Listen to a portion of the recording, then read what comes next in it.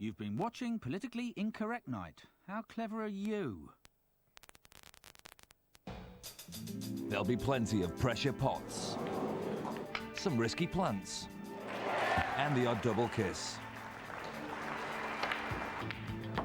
The best cue action however you call the shots. The World Snooker Championship, Saturday at 10:40 on BBC2.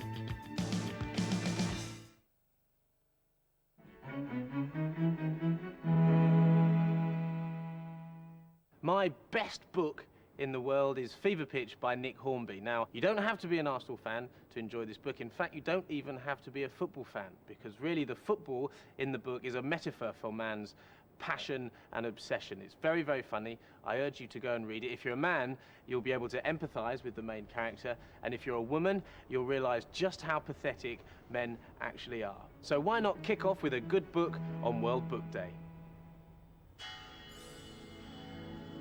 Let's have a look and see what else the weather has got to throw at us. Here's David Braine. Hello again and welcome to Weatherview. We start with a look at right to the other side of the world, because we're looking at the rain we've seen in Australia.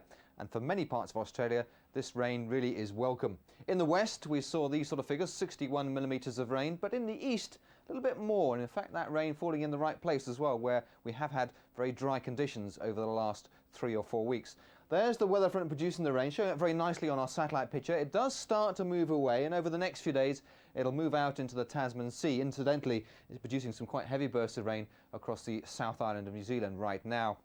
It does move out the way, but we start to see a bit of a change not too far away from Perth, because Western Australia sees an area of low pressure developing here. Quite a vigorous system this, so some quite heavy bursts of rain as that low starts to take shape through Thursday and Friday. Japan's also been wet. Awase, 73 millimetres of rain. Nagasaki seeing the same sort of figure, and that rain continuing for the rest of Tuesday before it all moves out the way and drifts its way steadily eastwards, with brighter, dry weather to follow in behind. It certainly hasn't been dry across the British Isles. In fact, we've seen quite a lot of showers through Monday. One part of the UK that saw a little bit of sunshine was Morecambe Bay. They had around 12 hours of sunshine on Monday. But as you can see as I run this sequence, it generally clouded over through the afternoon. There was a lot of showers, and some of those showers falling as sleet and snow for many counties. And the main threat of snow continues for the rest of the night and into Tuesday on this weather front that's going to be reasonably close to southern counties of England and South Wales as we move through Tuesday before the whole system moves out the way. But we're not out of the woods yet, because we keep an area of low pressure reasonably close by over the next few days, and in the far north in particular, that occluded front, that weather front, keeping the snow going over much of central and northern parts of Scotland.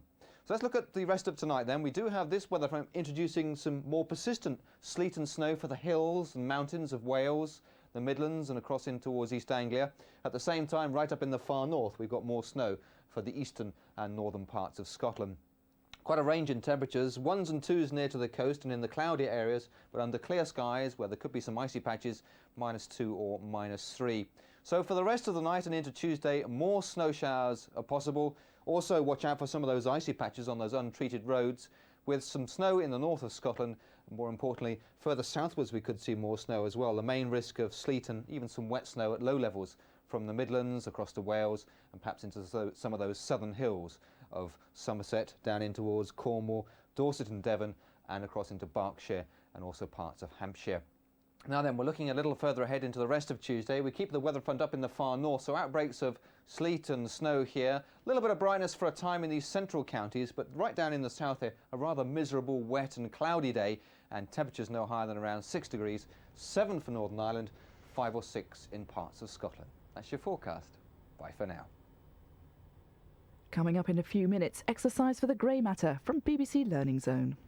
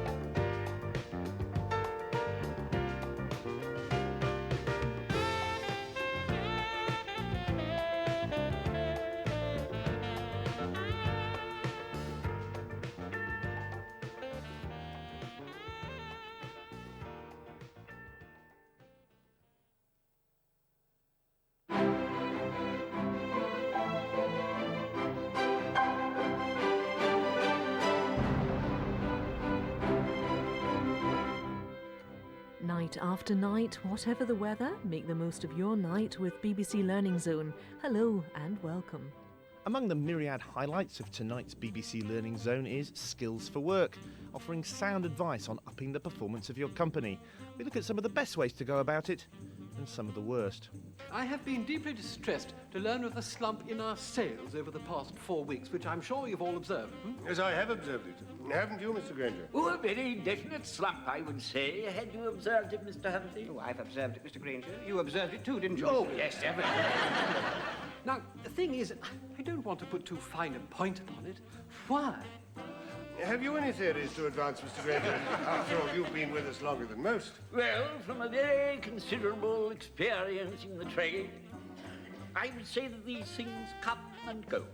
Well, I don't know about Mr. Granger, but Skills for Work does have serious solutions to all your business problems. That's at 5 a.m. And to find out what else to set your video for, call us on 0181 746 1111.